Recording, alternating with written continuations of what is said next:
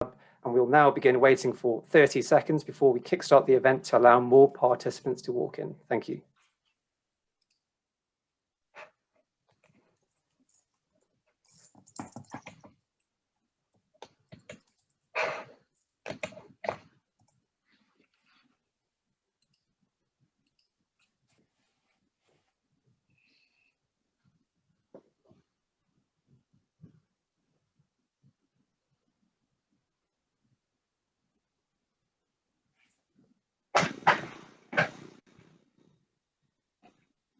Evening, Samvi again, Chair of the Economy and Finance Network. As a network, we have a track record of bringing tangible change to national policy.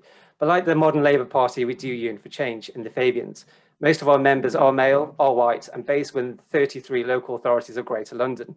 But thankfully, my network has informed me that this is the first time that the Young Fabians, as an institution, held a major flagship event in Northern regional networks, led by a high-caliber army of Labour heavyweights that just happened to be female, breaking the norm and making a change. This is the agenda. This evening, a panel of heavyweights will inform us how they will influence the future of the Labour Party ahead of the 2024 general election, in line with the Economy and Finances Network pamphlets and economic lens reclaiming the Heartlands 100 years since the Labour's first government. Exactly 100 years since the first ever Labour government was formed, led by a fellow Fabian himself, Ramsay MacDonald. This pamphlet will be empirically robust, evidence-based, and aligned with HM Treasury's Green and Magenta Boot guidance, also proposing a set of policies which are aimed to win back the Labour Party's traditional heartlands. On December 2019, the Labour Party endured its worst election night defeat since 1935. And while our heartlands are diverse, there are common causes that underlies the rejection of our party, from County Durham to Dundee. But what are they exactly? The Fabians helped to create the party in 1900, although is it responsible for its demise? Joining us this evening are 4 panelists from 4 Heartland constituencies. And between them, they have lost 22,500 votes, an average decline of 22% of their original 2007 vote share. So is it the end of the Labour Party? In the starting lineup, to kick us off, we have Ruth Smeeth. Ruth is well placed to represent the Midlands, having studied in the region and representing Stoke-on-Trent North, Kidsgrove and Talk from 2015. In a previous life, Ruth was a trade unionist policy officer and also within industry. And she is now the CEO of Index and Censorship, protecting human rights within the media. She also ran a swathe of anti-extremism campaigns, the largest being Hope Not Hate. It's great to have you. Thank you. Now, further north along the M6, we have Catherine Green, OBE, Shadow Secretary of State for Education. She's the MP for Stretford and Urmston, where she won her seat in 2010, securing unprecedented 49% of votes in the ballot. Prior to this, she was the Shadow Minister of Disabled People for Women and Equalities. And as an MP, she is chair of several committees, including the Women's Parliamentary Labour Party, Migration, that on Gypsies, Roman Travellers, and Women in the Penal System. She also did this successfully whilst also being the former chair of the Fabian Society. And within her previous life, before being a member of Parliament, Kate was also the director of the National Council for One-Parent Families and chief executive of the Child Poverty Action Group. It's great to have you. Thank you. Turning on the M62, past the Peak District, we have Judith Cummins MP. Judith serves as a Labour MP for Bradford South, and since being in office, she has campaigned to bring the Northern Powerhouse Rail to Bradford, as well as campaigning for greater oral health care to children. She also sits in the Bays Committee. More recently, Judith has published a stellar report titled Labour's Northern Soul and how Labour can rebuild the Red Wall across the North, which is very relevant for tonight's discussion. It's great to have you as well, Judith. Now, past the Midlands, through the Humber, across the Wear, swimming up the Tyne, we have Bridget Phillipson, Shadow Chief Secretary to the Treasury. Bridget serves as a Member of Parliament for Horton and Sunderland South, and Bridget won her seat in 2010. After 2015, Bridget served as on the Public Accounts Committee, the oldest and most powerful of the select committees, scrutinising value for money assessments. In December 2019, she was one of the first Labour MPs to back Keir Starmer's leadership bid, and this led her in April 2020 to be promoted to the Shadow Cabinet as a Shadow Chief Secretary to the Treasury. The words meteoric rise slip off the tongue. This can sum up her involvement being also being fiscally expedient, trying to enhance the quality of public services without spending more money, especially in transport. And in previous life, before being a Member of Parliament, Bridget also worked in the regeneration scheme of Sunderland, where she was also the refuge manager for Wearside Women in Need, a charity for women affected by domestic violence. It's great to have you. Now, I've spoken for 4 minutes. I'm receiving angry messages from my co-chair, so saying shut up and let the panelists speak, so I'm going to do exactly that. So I have to declare some conflict of interest. Ruth is my local, well, was my local MP and also a family friend. But unfortunate for her, this means she gets the first question as well. So representing Stoke-on-Trent North, Kingsgrove and Tork, according to the Index of Multiple Deprivation, Stoke is the 12th most deprived local authority. So with your constituent having overwhelmingly voted for Brexit, since December 2019, Conservatives have now replaced Labour, some may say, as the party of the industrial north, whilst Labour is now dubbed the party of the inner city middle-class London elite. So Ruth, the question I have is, has Labour failed the north in 2019? And if so, why? Sorry, I got to say that. Yeah, sorry, that was me. I'd muted myself. Sorry about that. And thank you, Amavir. To go straight to the nub of this, yes, we definitely failed the north, but it wasn't just the north that we failed the country. We failed my constituents, we failed Kate's constituents, Bridget's constituents and Judith's constituents. But we also failed every London MP's constituents because the Labour Party simply wasn't good enough and it wasn't listening. And because of that, not only have we got this outrageous Conservative government, but we've also got my constituents being represented by Conservative MPs for the first time in their history. Conservative MPs who don't understand where they, who we are, where we come from, or what's important to us, all on the back of two issues. The first of which was Brexit. Without a doubt, I represented an area that was 73% leave, and we wouldn't listen. So, there is no point rehashing the arguments that we had, but the very concept of a second referendum to my constituents, when they thought they'd asked for something and they honestly believed that the world couldn't get worse for them, they couldn't be poorer, and that no one had been listening to them for a generation.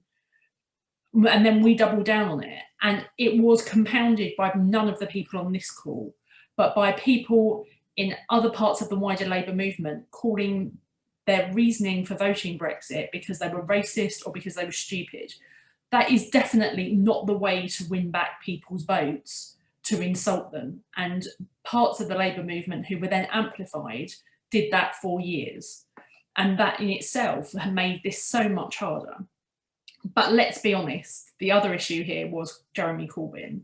And it wasn't just Corbyn as an individual, but it was what Jeremy stood for, or what my constituents believed Jeremy to be. And obviously, there is definitely an issue of racism that appears just because I was their MP, and and every time something happened about anti-Semitism, our local paper would have it on the front page. But it was what they believed him to think about patriotism, about the military, given that I'm a squaddy recruitment area and we all represent those areas, given that everybody would have served or knew someone that had served in Northern Ireland. That was a really big issue for my constituents on the doorsteps, regardless of their views on Brexit. And what it did was there was already an element of disconnect between the Labour Party and my voters that we were desperately trying to rebuild. We were one of the areas that we took for granted their votes. When I got selected as the candidate in 2014, I had a 2% contact rate. We had never campaigned. We had taken everyone for granted. And there's only so much you can do in, although 3 general elections does give you the opportunity to increase your contact rate, but there is only so much you can do in a CLP that has no culture of campaigning. But I think the one thing that is so incredibly important, and we've got to be really careful about this with the next manifesto. I don't want to talk for too long because I think, this is where we are, but what we had was a very paternalistic manifesto. It was policies that middle class people thought were relevant for working class people. It was very patronising, or it didn't relate to their actual lives. So if you think about some of the key big flagship policies that we had in the manifesto, we were going to nationalise the trains. I'm in favour of that. I've got no problem with that, except none of my constituents get the train to work. They drive and they really like a good public transport system that, let's be honest, would be buses. That does not exist in my city. We talked a huge amount about HE and about free tuition fees for universities. 22% of my constituents will go to university. the idea that we didn't talk about further education was ludicrous to them, because that meant that we weren't talking about their lives and their aspirations. We said we were going to make sure everyone had access to a dentist and free dental care. My constituents can't get access to a doctor's. They were struggling to see their GP. It was like we were completely disconnected from their lives. And some of the policies, as good as they may have been as individual issues, they didn't resonate, or they thought that it was completely unrealistic. And so I think we've got to be really careful about what we're saying, who we're saying. I know that Bridget is not going to let us spend a fortune in the next manifesto, because she is computer says no, except I'm sure for education. I'm told by Wes and Kate that she'll definitely let us spend some money on education.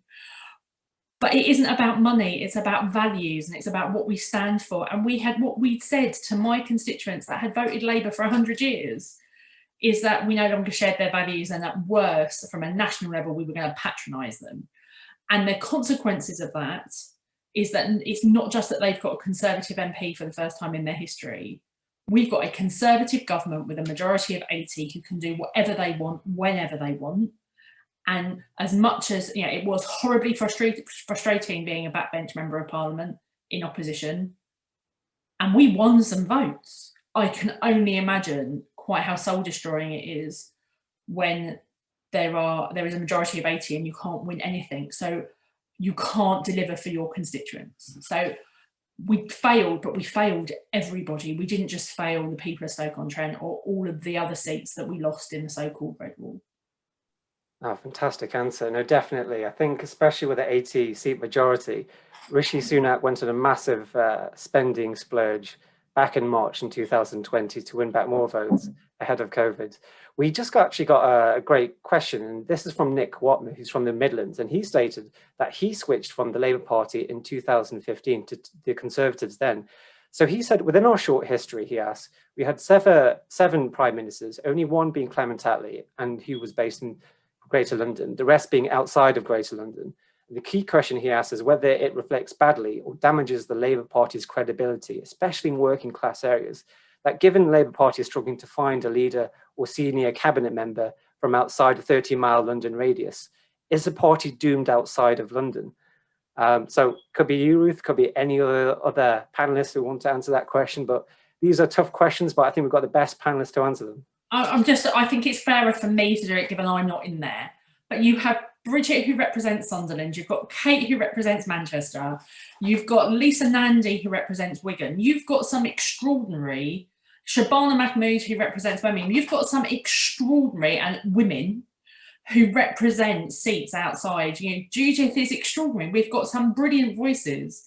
There is an issue here. I mean, it is unfortunate that Keir represents the neighbouring seat to the previous leader of the Labour Party, and that we've gone one, you know, but that's, you know, it's a step north if we're, you know, as a positive. But we have some extraordinary people, and the joy of the Labour Party when we're at our best is that we're a broad church that represents an entire Labour movement. So one person is not who we've ever been.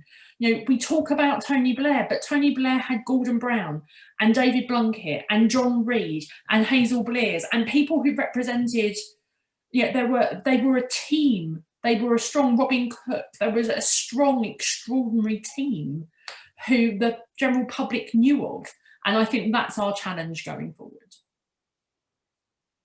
Excellent. No, thank you so much. No, especially I think back in sixth form, and a number of teachers used to say that Gordon Brown and Tony Blair, before the Iraq invasion, were a dream team, the golden ticket.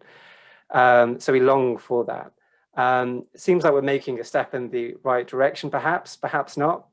I think so. But again, it may be a long time that we still remain in the wilderness, who knows? But I think with four heavyweights such as yourselves, I think we're definitely behind you. Before I pass the baton over to Matthew Suddard, would anyone else like to tackle this thorny question? Let me just say a couple of things about it, because I think Ruth has got such a good analysis of what's been our electoral challenge in the industrial heartland seats, the seats that we lost so badly last December. we've got a really difficult task now, because we also did very well in metropolitan areas, in London, in the big university towns, and we've got to be able to appeal to all voters. And it isn't helpful, I think, to have a rhetoric of north-south divide, which we see some of the public beginning to seize hold of. And I think we want to have a very different message as a Labour Party about the importance of a united country, and a Labour Party that wants to speak for and represent the interests of the whole country. And we shouldn't forget that, of course, that in London or in Canterbury or in Exeter or in Oxford, you know, cities where we did well, where we've got Labour MPs and where you've got highly educated, successful professional populations, you've also got huge poverty and deprivation. And so we need to recognise that we need an appeal for every part of the country. We also need to recognise that our policies have to speak to people who need Labour governments in every part of the country. And I really agree with what Ruth says about how people didn't hear that we had their interests at heart, that we weren't aligned with what they cared about. And that's why I think it's been really right that in this period, and we're probably a long way from a general election, we're spending the time getting out into communities and listening to people. But Ruth is absolutely right to say that we can't just pretend to listen. We have to take on board what they are saying to us and bring people together so that they're hearing what one another are saying. Because I don't think that there is as much divides the young student in South London growing up in, say, Vicky Foxcroft's constituency from the chap in his 50s who could be her dad, who lives in Stoke-on-Trent and is really ambitious for her future and for his children and grandchildren. And we need to bring people together. Fantastic. Thank you, Kate. Now I'm going to pass the baton over to my very competent friend, Matthew Sudard, the chair and the founder of the Northwest Regional Group. So, Matthew. Yeah, thanks, Armavir, and thanks to all the panellists for joining today.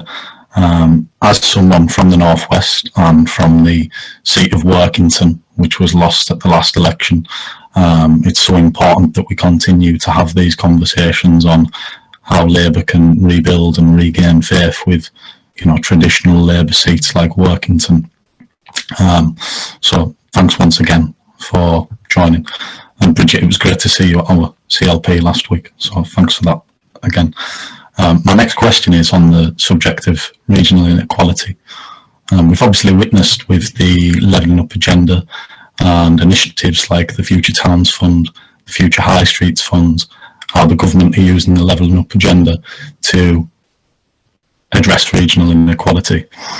So what can Labour do whilst we're out of power in the next 4 years, hopefully, not just in Westminster, but also in local government to address regional inequality? You know, we've witnessed how the government will use progressive rhetoric and progressive language to, you know, sort of steal Labour's clothes in carving out the economic agenda. So it's going to be very difficult for Labour with the Levelling Up agenda, but it also presents an opportunity. So I'm going to go to Kate Green first on that question. Yeah, I mean, we shouldn't be taken in by the rhetoric of levelling up, because what's going to matter is what's actually delivered for people and what difference it makes to them and their families and the towns and cities that they live in. And I think you will see some blatant political decision-making in favour of communities where the government wants to hold on to and win votes. I think you will see pork barrel politics, and we should be very, very vigilant for that. But I also think that you know, the government isn't delivering, and initiatives on, you know, that plonk a bit of money into a community to build a high street or open a skate park or whatever it is, aren't going to change the fundamentals of economic inequality and families' sense of insecurity about the future. We've got child poverty at over 4 million and rising, and I don't see any steps being taken by Boris Johnson's government to reverse that. We've got families now facing, for the first time in a long time, the spectre not just of unemployment, but of long-term unemployment for themselves and their children. 1.7 million working age people unemployed, and with a real concern that that unemployment rate is going to rise, and a particular concern for young people, including new graduates who can't find work, who are setting out at the start of their adult lives into a jobs market that's incredibly difficult. And I don't see the government bringing forward the programmes that meaningfully address that youth unemployment. We've got a housing crisis and a broken housing market that means for many young people, they're either faced with unaffordable rents or no chance of buying their own home, forced for many more years than they would choose to stay at home living with their parents. So I think we shouldn't assume that because the government's talking the talk, is making a difference to the lived experience of families. And what we've got to do as the Labour Party is exactly as you say, Matt, we've got to show that things can be different when Labour's in power.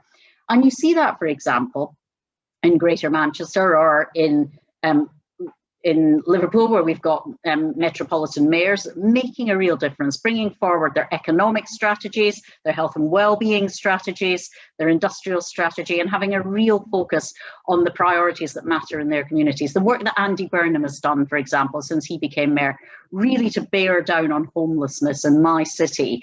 The efforts that our local government our local councils make, as you say, to deliver high quality services, despite having seen a 40% cut in their budgets over the last decade. So I think we've got to learn from and showcase our good practice where we are in power, at the same time as exposing the huge gulf between what the Tories say they're doing to level up and what it actually means for the communities that are still being left behind, because in truth, there's no sustained commitment to what really matters to people who live there. And this is a really important political fight for us to win, but it really matters for those communities. That sprinkling on a bit of investment here and there doesn't address the underlying drivers of inequality and poverty. And unless we see serious investment in education, in public services, in building a new economic future that takes forward the work that Annalisa and Bridget and Ed Miliband and the BASE team have been doing around the green recovery, and creates high quality jobs and gives people the skills and training to take and progress in those jobs, unless you've got real seriousness about that, I think that the levelling out will prove to be nothing more than empty rhetoric. And there is so much more that Labour can do by really bringing every part of our policy programme to bear on protecting families and prioritising our rebuilding an economy in a country that is secure and just for everyone. I think it's a very, very different approach, and that's the challenge for us in places where we're in government now, and to give people hope and belief that it is what the next Labour government in Westminster would deliver for them.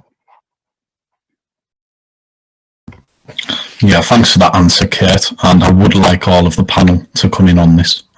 So I am going to move to Judith next, if Judith would like to come in on this.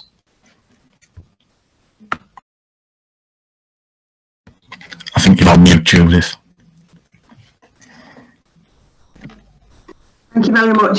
In terms of levelling up and barrel politics, I think it's fair to say, you know, I entirely agree with Kate about the need to ensure that it's our values that are displayed to people, because it's our values that give people hope and will make sure that then people will have the hope and the belief to vote Labour. Trust and competence is key. But I think, you know, in terms of levelling up, the thing that we need to talk about more than anything is the investment in public services and the lack of opportunity that our communities currently have. I mean, when I talk about social mobility in my constituency, which I do talk about social mobility in my constituency a lot, it's because young people in my constituency, school-aged children, have one of the lowest levels of social mobility in terms of their futures.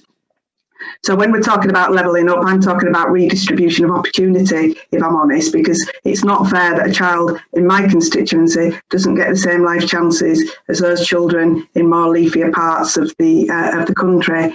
And, you know, where we don't want a north-south divide, a north-south divide exists in terms of investment in public infrastructure and public services. So I don't think we can avoid talking about north-south divide, because people in my constituency know full well that there's a north-south divide and that something needs to be done. And I think in terms of the Tories' agenda in levelling up, it's a very attractive proposition when you're in Bradford and you see what's going on in other more prosperous parts of the country, to say, well, you know, it's unfair, the Tories are offering levelling up. If I vote Tory, maybe I'll get more money in my constituency. We've got to get beyond that, and that's why I say we have to talk about hope and beliefs and bring aspiration to people, that if they vote Labour, they will get a better future, not only for them, their children, but their grandchildren. So I think it's really important that we keep a watch on this pork barrel politics that we're seeing going on in our politics, and take the Tories to task on it.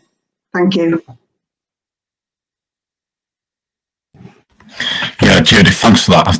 You know, it hasn't been that long, has it, since the Northern Powerhouse was the key theme of the government, and that doesn't even get spoken about now, and how, you know, hopefully we will see government investment into key areas, you know, places like Workington, places like Stoke that have been for too long being left behind and had decades of underinvestment. However, you know, the Northern Powerhouse is just one example, isn't it, where the government policies or the government rhetoric didn't turn into tangible outcomes. On that note, I would like to come to Ruth, and then Bridget, I'll let you come in.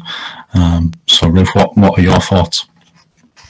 I think the whole levelling up agenda, I mean, it's what the Labour Party fundamentally believes and who we are. It's, as ever with anything good that we say or that we do, the Conservative Party will nick it. And what we're going to see, though, is from Boris, this is really good rhetoric, but the reality is completely different. And spending £120 million on high streets in certain specific communities, that means nothing if there's no money to spend in the shops on those high streets, if there's not a plan for how you engage socially. What levelling up, why my constituents voted Leave, is because it wouldn't be shocking for them literally to have less take-home pay now because they work in a logistics job on a 0 hours contract on minimum wage, and they used to have a well-paid job that was high skilled in one of the potteries or in the pits or in the steelworks. And so there is an issue here about identity that we understand because it's the communities that we come from and that we live in a way that the Conservative Party doesn't. So I think there is a little bit that this is about reality. And one of the things I completely agree with what we're, you know, with everything that's been talked about, one of the things that we're missing from all of this, and that we allowed the Tories to lead on over the last few years, is the concept of an industrial policy. We go back to our comfort zone when we talk about public services, primarily because it's in our gift. You know, we can invest in hospitals, we can invest in schools and in fabrics of public buildings, but people need jobs. And so investing in there's a question in the chat that's to me about the future of my city, but I want to invest in 21st century ceramics.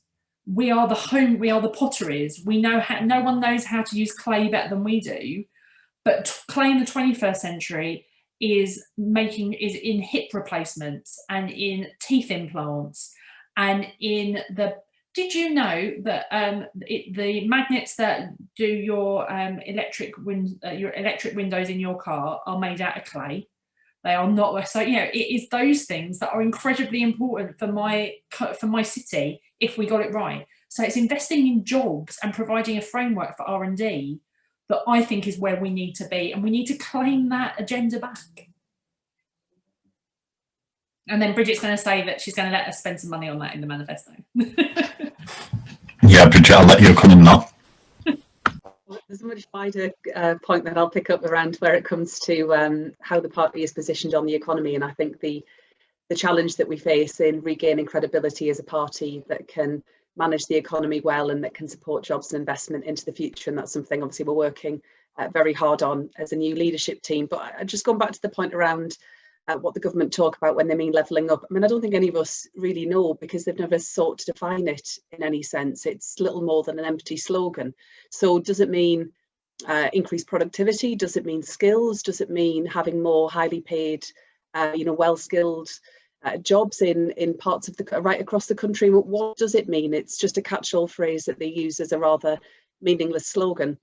And I think the biggest challenge that we face in many communities right across many parts of our country, but I look at the challenge that we face in mine is around skills.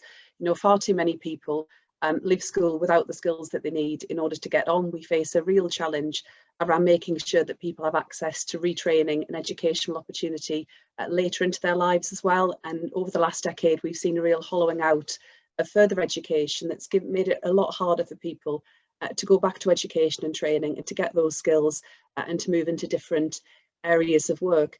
But at the same time, and I could talk a lot about the challenges that we face, the problems, the areas that will need to be addressed by an income Labour government.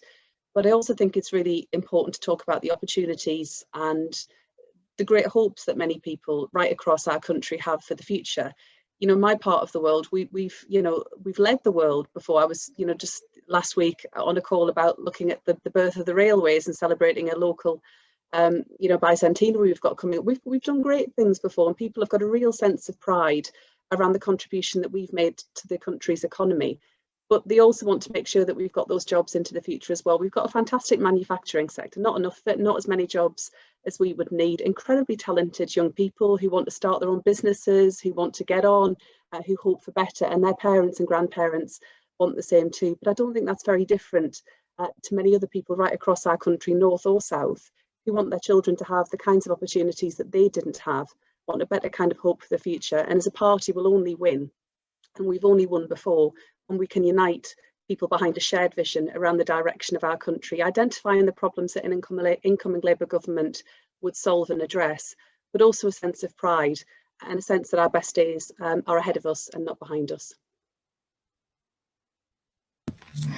Yeah, thanks, Bridget. I just wanted to ask, just following on from your question before I pass on to Graham, you noted how the government have, or lack of, how the government have defined the levelling up agenda.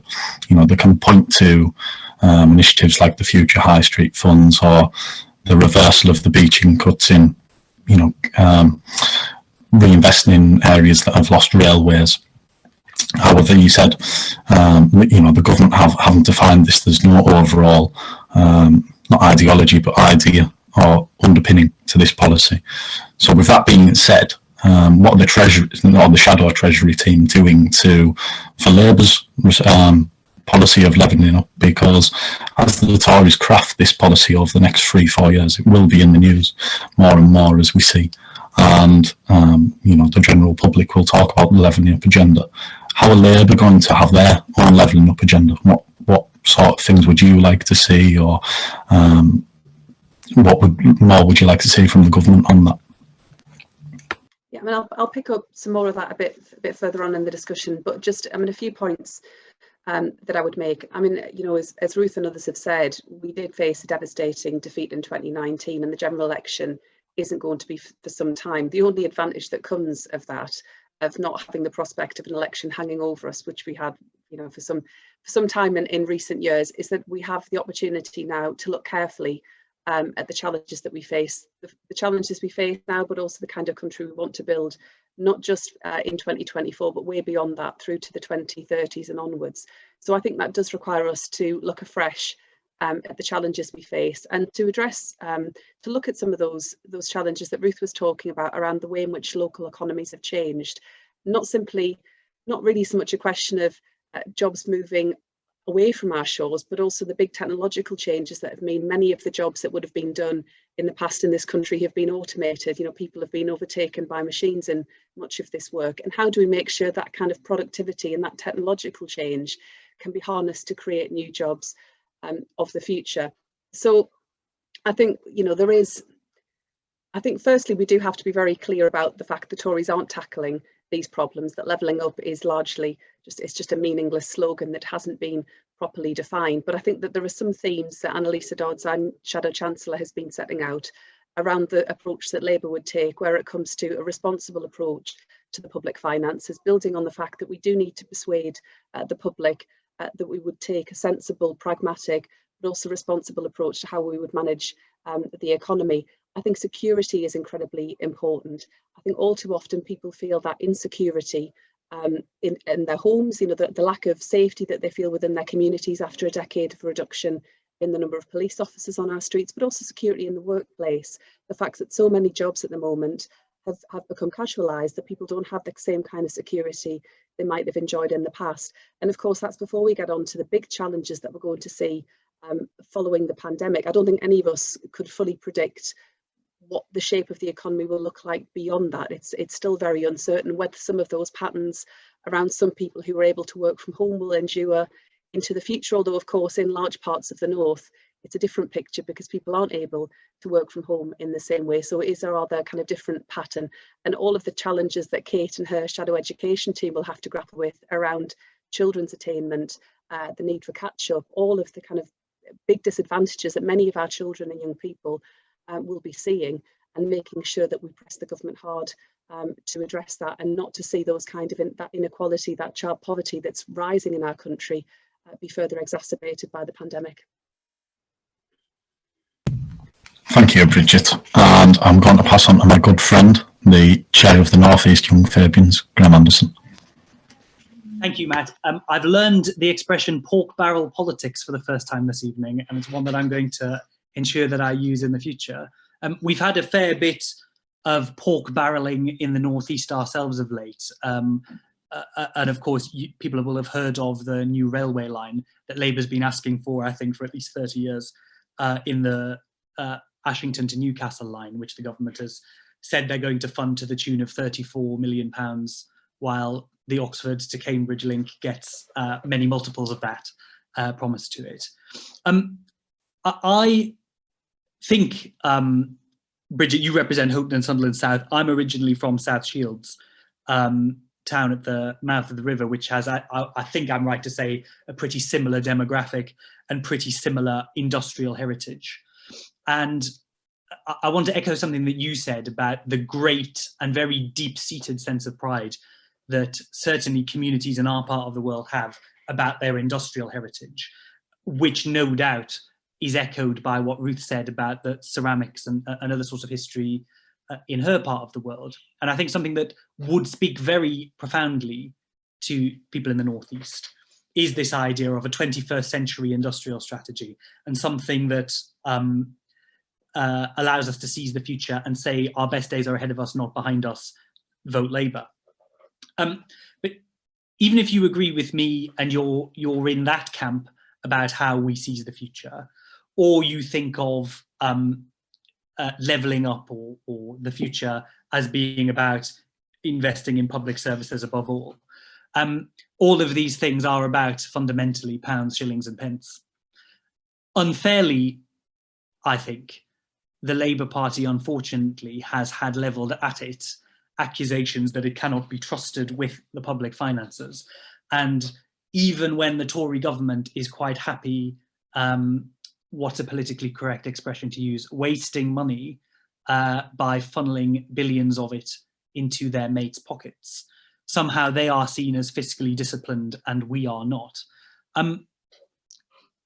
If that's right, what do we do as a party, and this is, I'm asking you, Bridget, but I'm sure people will have their own views, to secure our vision of the future while remaining financially credible? Yeah, thanks very much. I mean, you only have to look at all of the kind of available opinion polling that's out there to understand that we do face a big challenge on this. We're improving on that, we're narrowing the gap, but of course we still have some way to go. And having lost, 4 general elections on the bounce now, it's clear that our problems are pretty deep-seated, I think, as others have said really well. I'll just pick up on some wider points as well, if that's okay, Graham, just in terms of some kind of wider observations.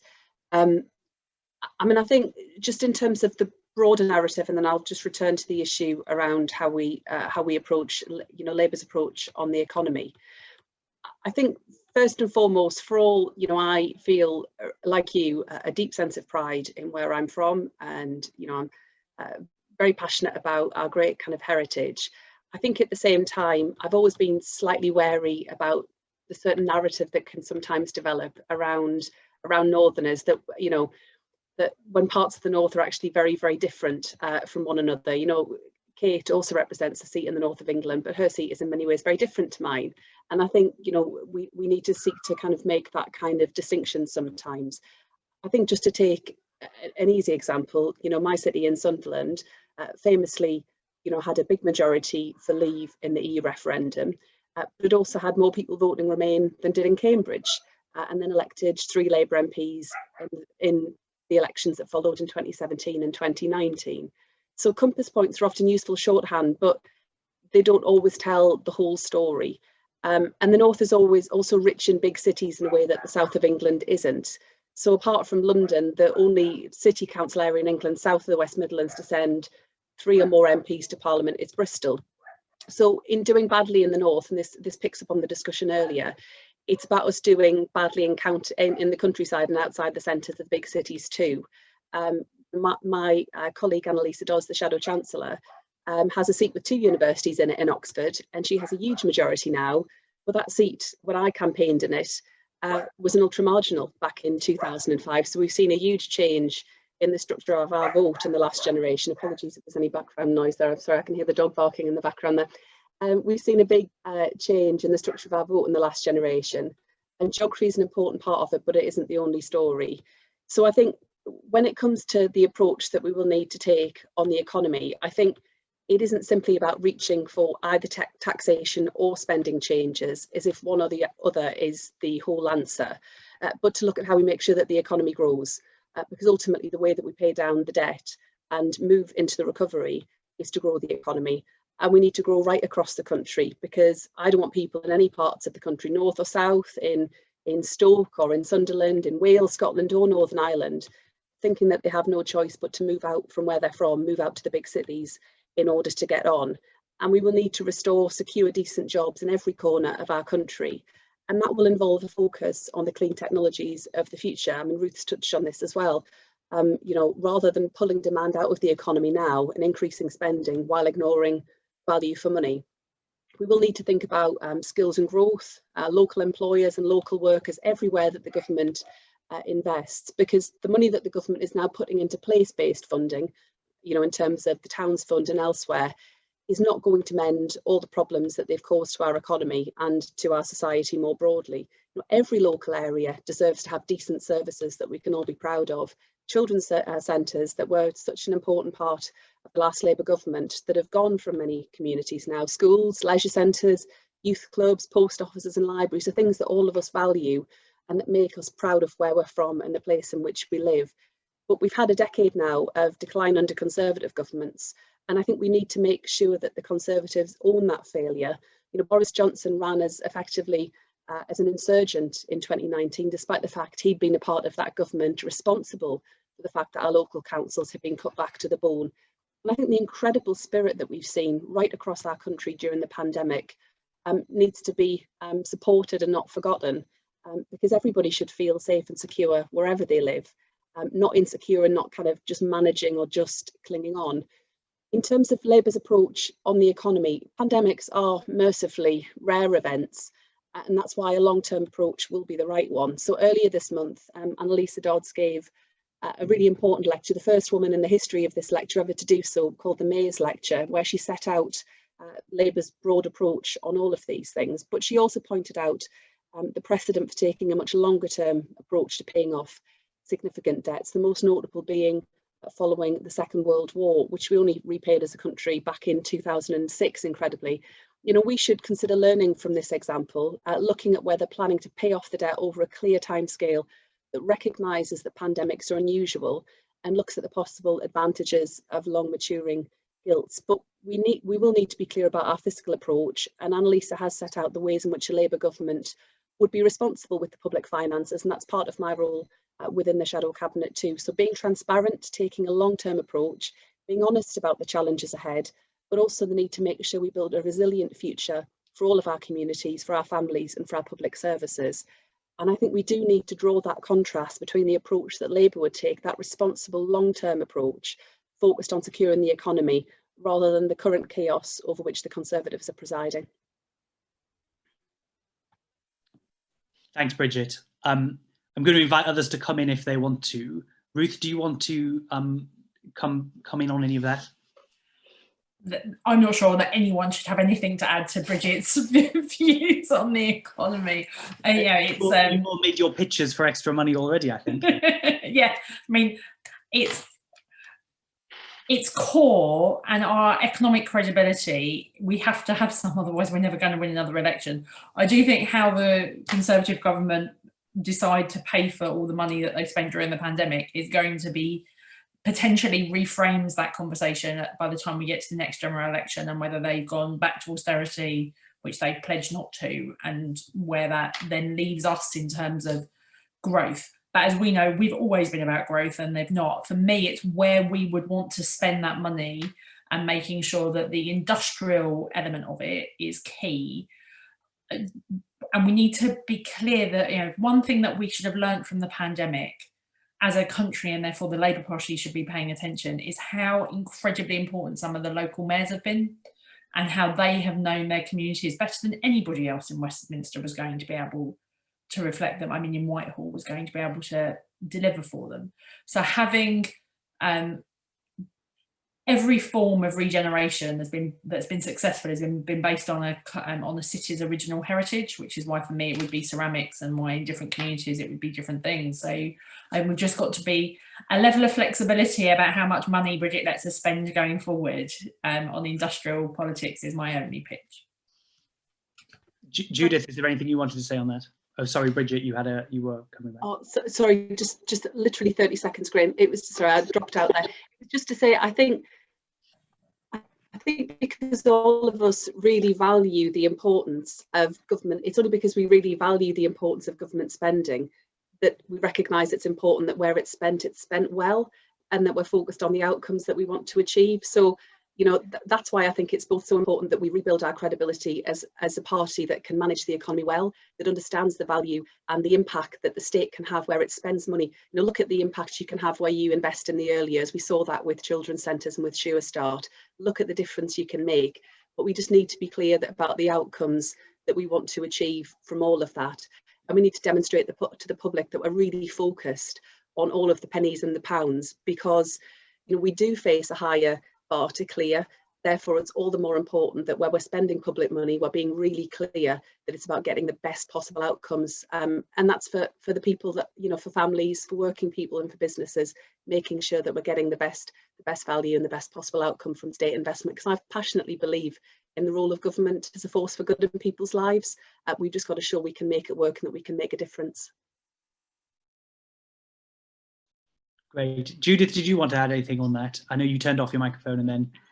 I'd just add that I think, you know, we've got the issues of trust and competency that we need to establish in terms of all across every single department, but particularly in terms of our economic offer. But I'd say, you know, we also have a choice here to make in terms of what kind of a society do we want and whether we're willing to pay for it. And I'm thinking particularly in terms of workers' rights and what we're seeing going on at the moment with the GMB, Centrica or Amazon, to say, you know, we have to make sure that the type of society that we want is one where workers are paid and protected properly within it. I do think we have a choice to make, but I also think, you know, it's not all about trust and competency, it's also about values. Yeah, I totally agree with that, Judith. When I am not wearing my North East Young Fabians hat, I chair the Society of Labour Lawyers employment team.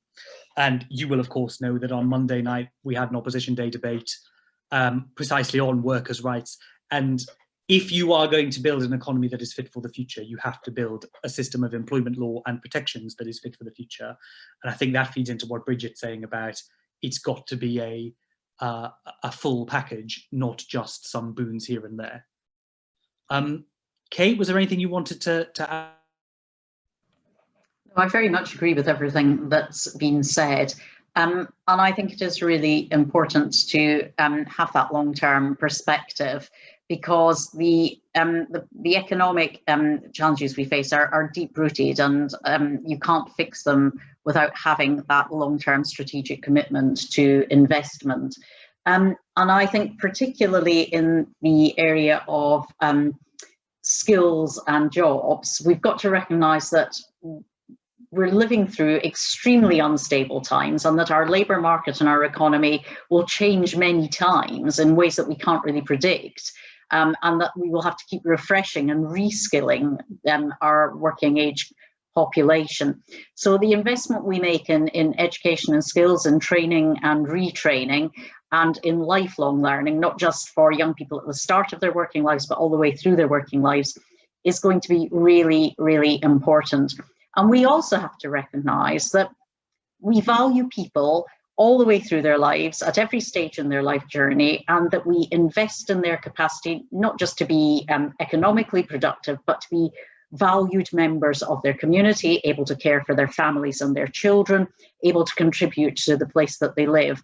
And that means investing in the public services that support families. It also means ensuring that families have the incomes and the security to be able to make time to care for their children, care for elderly or disabled relatives, be part of a community. And so one element of our long-term plan for a successful economy and for strong families and communities has to be to repair the gaping holes in our social security system, alongside our public services, which have also been stripped of resources.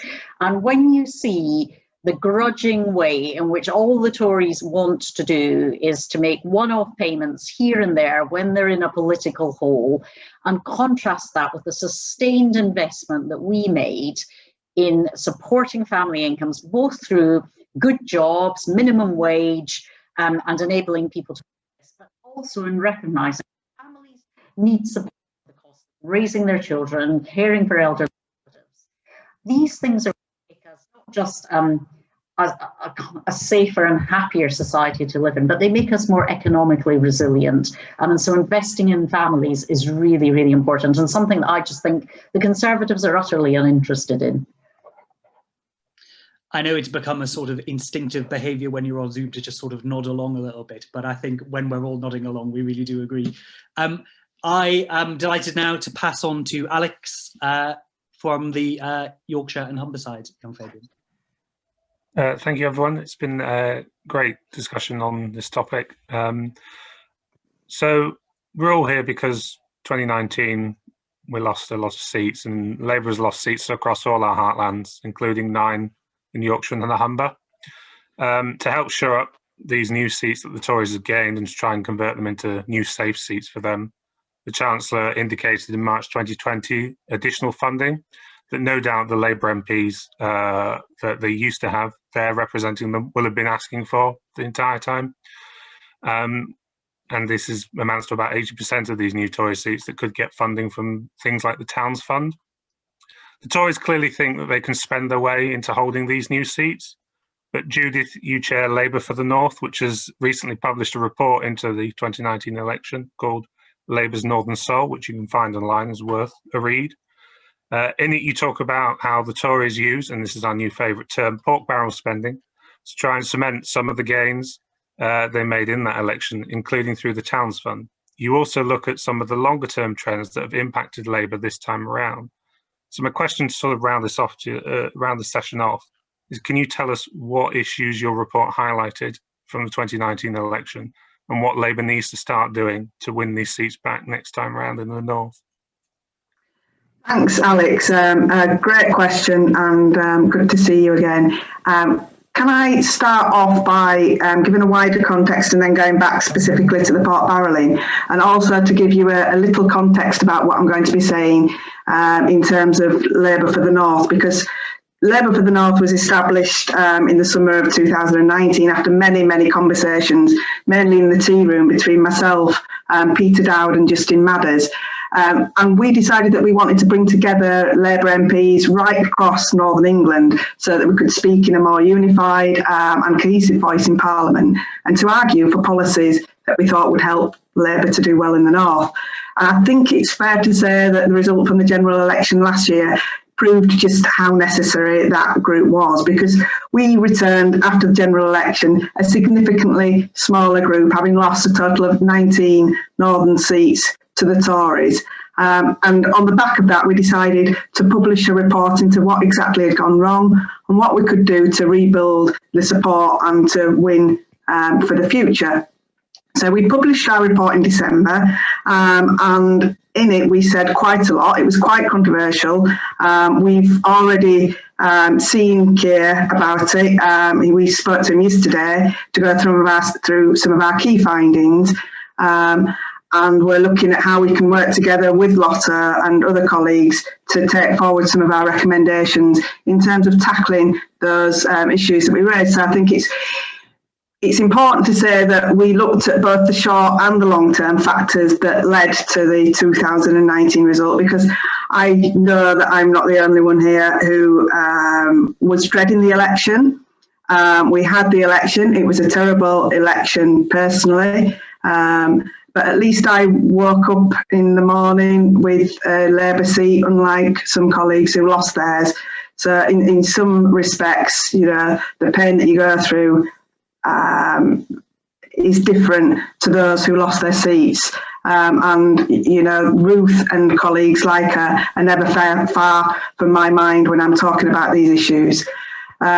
And of course, we've talked a lot about the short-term issues, the Brexit effect, the popularity of the leadership and the manifesto, which was just simply seen as not credible by many in my constituency. But in many ways, we found the long-term effects even more interesting, because we'd found that Labour had been losing ground in the north for years before, and it'd been a slow erosion of our traditional base that had gone largely unnoticed in the ups and downs of daily politics and the electoral system of first past the post that we have. So the seats that we lost in 2019 were notable for having undergone significant demographic changes and economic changes over the recent decades. People have been growing older.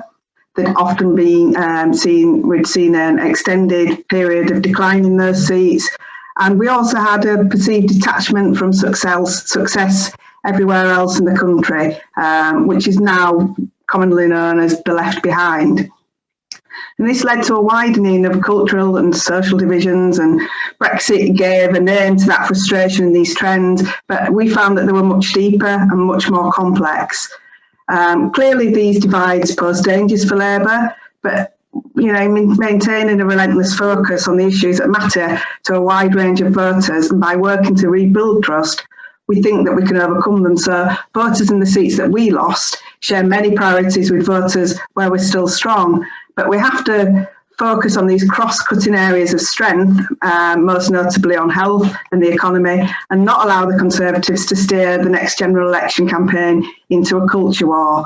One of the most striking things that our report found was the strength of regional identity in the north of England, because twice as many people in the northeast, northwest and Yorkshire expressed very strong feelings of regional identity, much more than any other area of England. And this is something that Labour really needs to understand. Our messaging and our policies must be shaped towards people's national and regional identities. And it's also a reason that the danger of being seen as London-centric as a party is very real, because voters in the north need to know not just that we have the policies to make their lives better, but that we understand their areas and are part of their communities. Because too often Labour is talked in a way that ignores the real pride that people have in the places where they live, their communities. Our report also makes a number of specific recommendations about things that Labour can do to improve our organisation in the north. For example, having a dedicated shadow cabinet minister for the north, and also that would act to kind of northern-proof our policies, if you like. We also suggest closer working between the regional offices, regional trade unions, socialist societies, think tanks and northern MPs to develop policies and messages with a distinctive northern focus. And finally, our report looked at what the Tories are doing and what they're going to do to hold onto the seats that they've won. And this is where we get into the pork barrelling. We've already seen the Towns Fund scandal that the Tories are willing to spend public money to desperately try and cement their gains. And the report that we did found that over 3/4 of seats receiving money from the Towns Fund were Tory held or target seats at the 2019 general election. And all but one of the top 20 Northern target seats in line to receiving funding fell to the Tories at that election. So as the National Audit Office has made clear, ministers went against civil service advice to prioritise these places over others that were more in need according to the department's own methodology. So Cheadle, the lowest ranking town in the northwest and a Tory marginal seat, was selected from the low priority group, while Salford, Bootle and Blackburn, with scores almost 10 times greater, were left out. But this pot barrelling in the UK politics will not deliver the change that the North really needs, because we need to be clear that our economic rebalancing or levelling up, that we oppose the Tory version of this. We need to keep a close eye on what the Tories are doing and form some kind of a watch group, just so that we know what they're up to. Because instead of the pot barrel approach to politics and to levelling up, we need whole-scale economic change, which brings about proper long-term investments, such as Northern Powerhouse Rail into Bradford city centre, and investment into the north, so that we can build our own future. Because it's that way that people will understand Labour, and our policies and our values need to resonate with voters if we're going to win them back. And it needs to be that we can demonstrate that we can change people's lives in a way that the Tories can't. And all I want is to see Kate get into Downing Street, Kate and Bridget running education in the Treasury, and vitally get Ruth back on our backbenches. Thank you, Judith. Yeah, as someone who's on the doorsteps with you during that election, I quite agree that it wasn't the best one for us, but we're glad to return you as our MP in Bradford. Does anyone else want to come in on this and maybe pick up on some points if I go in order? So Ruth, you're top of my screen. Okay. My successor is we have got some support for the Towns Fund for one bit of my former constituency. And he is all over it. He's on the advisory board for how the money will be spent. He's attending every meeting locally. I mean, he is really all over it. My issue, though, is I think it's really not ambitious from the government at all. And while, I said it at the beginning, but they haven't got money to spend in the shops. So who's going to? So what are they actually going to end up doing with some of these high streets? You can't magic up people, especially post-COVID, magic up retail offers. But also, big things. I don't understand why they weren't given money for leisure centres, why they weren't given money for investment in proper social infrastructure. Like if you're going to bribe, go full Monty bribery. I think they've sort of misjudged how this is going to work. But I also don't think, regardless of what individual MPs who are now in some of the northern seats and our post-industrial heartlands think is going to happen, they will be remembered not for the £20 million on one specific community. They'll get some plaudits for that, but those people probably would have voted for them anyway. They will be remembered for putting out outrageous comments about free school meals in communities. They will be remembered for the recession that's about to hit. They will be remembered for saying they didn't want a lockdown. They will be remembered for 100,000 people dying of COVID, and the appalling test and trace when we finally get to the inquiry that will have to happen about what went right and what went wrong. Those things are at the very fabric of who they are. And one of the things that's that's been lovely about lockdown, there have not been many, but when I go for a walk, my former constituents, and it's changed, like straight after this time last year, mass embarrassment. I'm really sorry I couldn't vote for you. I couldn't vote for Corbyn. We're now getting to people are now saying, of course, I just couldn't bring myself to vote. Now we all know that's lies, right? We all know that people did vote Tory, but they're already not comfortable admitting that they were the one that voted Tory. They're saying that they didn't vote, which is an interesting step. But I'm also having people coming up to me going, I didn't vote for you because of him, but you are standing again, right? Because this one's a lunatic. And pardon my language, but that's what my former constituents are saying. So I think we've got to be really clear about what is and isn't going to work. I mean, I had a really interesting conversation with John Mann straight after the election about how they might do bribery. And I just don't think they've been ambitious enough. So we'll see where we end up and what they turn the levelling up agenda into. But if you look at how the US politicians do pork barrel politics, they build bridges to nowhere. I mean, they do proper pork barrel politics. That's not what we're seeing right now. Thank you, Ruth. Kate, if you want to come in on this. Well, I think Ruth is right. I think they're sprinkling investment onto communities rather than embedding investment in what people need to change their lives. I also think that, as ever, people sadly expect politicians not to deliver on their promises, and that's what we've got to expose, that the promises that are being made to these so-called left behind communities are not going to be honoured. And I think we need to be really clear in saying to people, you have been let down. You were promised these transformations for your community, and they have not been delivered to you by the Conservative government.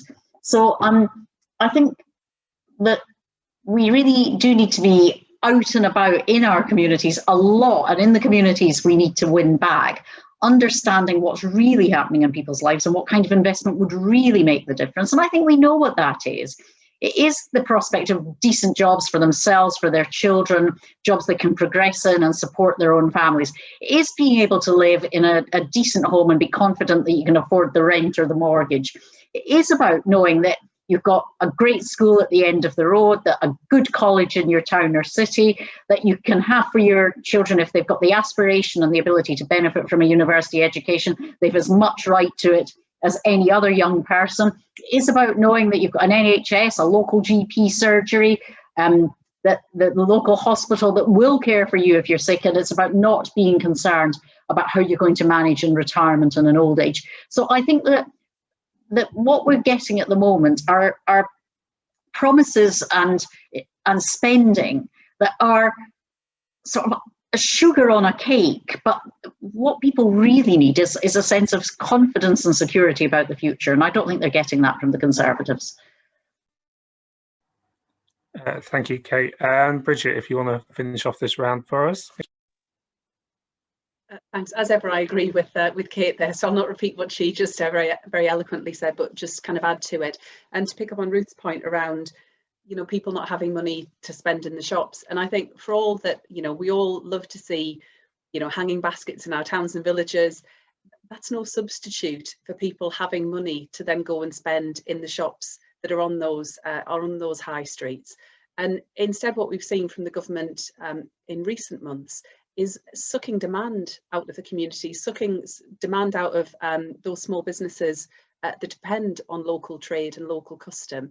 So, with the impending cut that we face to universal credit, with the fact that many key workers have seen their pay frozen, with the fact that the Chancellor is forcing local councils to push up council tax in order to provide basic services that the government centrally should be funding, all of that will have the impact of not just pulling demand out of the economy, but not giving confidence to people that they can go and support those businesses, which means we won't be able to grow our way out of this pandemic and out of recession. We saw in the past, following the financial crisis, just how important SMEs were in supporting job growth and in getting us through.